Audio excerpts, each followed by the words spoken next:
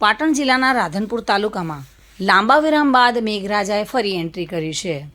જો કે રાધનપુરમાં 2.5 ઇંચ વરસાદ વરસતા નીચાણવાળા વિસ્તારોમાં પાણી ભરાઈ ગયેલા જોવા મળ્યા હતા।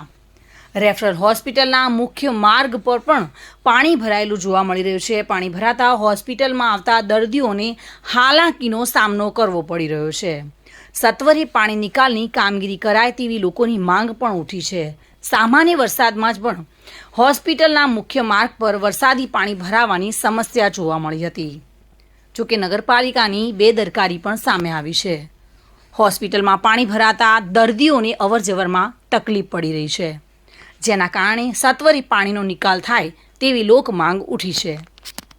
હાલ રાધનપુર આવ્યા છે સિવિલ હોસ્પિટલમાં અમારા સંબંધીને લઈને હાલે ઢેસના અમે પાણી પડી છે।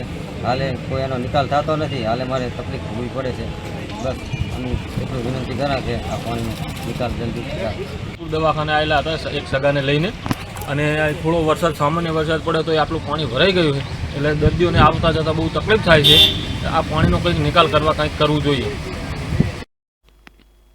પ્રવીણ યોગી સાથે bureau report, today Gujarati news.